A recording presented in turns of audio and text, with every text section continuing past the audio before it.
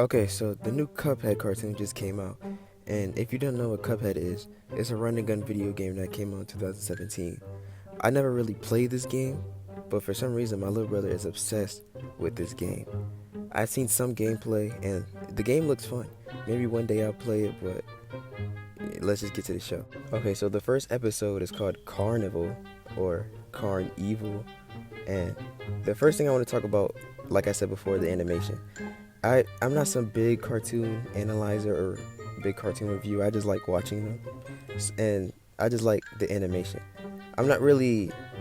It's not really hard to impress me, per se, because I watch a lot of like bad shows. But I just like the animation. It reminds me of like Looney Tunes, and I'm a big Looney Tunes fan, by the way.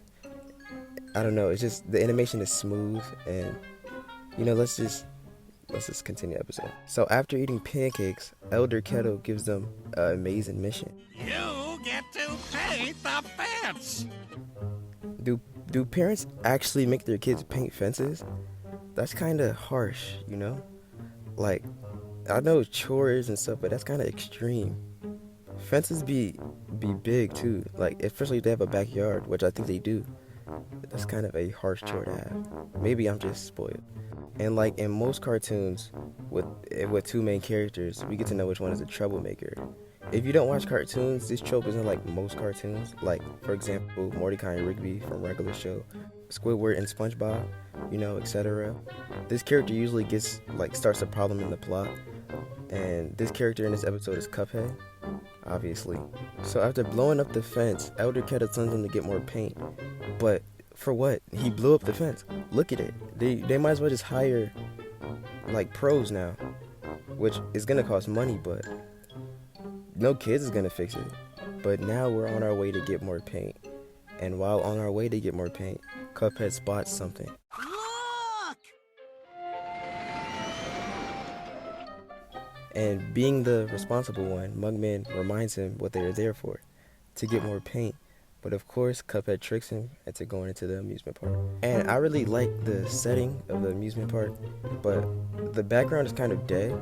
Like, they put characters in it, but they're kind of just standing there, which isn't really a problem, because, like, again, I'm not some big cartoon reviewer. I just watch them.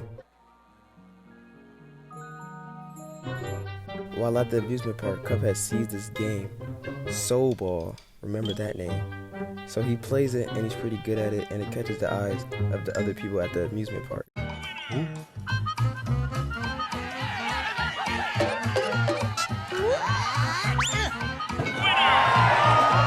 While happy for his brother, Mugman sees something. He sees a telephone try to play, and he loses. So, like any regular game, he just loses his soul. And after that, we meet a new character. Well, for me, a new character, because again, I never played the games. We meet the devil, which I really like his character. Like, I like the musical part. I like just like this little animated part where it turns dark and all the neon colors. Okay, so while the devil's singing, his little henchman notices that the soul counter stops, which the soul counter is, people who lost their souls because they lost the game. But obviously, Cuphead isn't losing, and everybody's watching him, so nobody's losing the games. So, obviously, he shows up himself. The devil!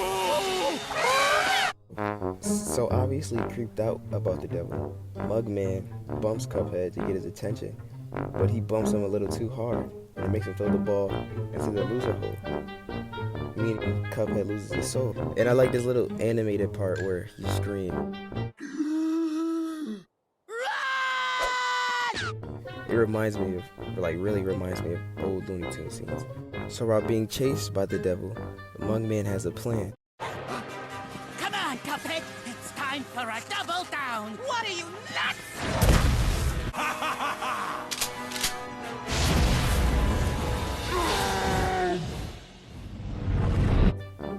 Yep. So the devil breaks the game, and it brings all the souls back. How does that work? I don't know how. They should be going somewhere, right? How did they get released if the soul counter stopped? They weren't in transition no more, right? Am I wrong? Did I miss something? Because the soul counter stopped. There was nothing. They weren't still being transported. So how did they get released? Were they trapped in the game? I thought they were going to like HE double hockey sticks. Yeah, but the devil didn't forget, so he will probably come back in another episode. So that was the first episode, and I think it was a great intro to the characters, especially with me, as a person who never played the game. I really enjoyed the animation style. It seems smooth. It's not the best cartoon, but of course, no cartoon is really the best.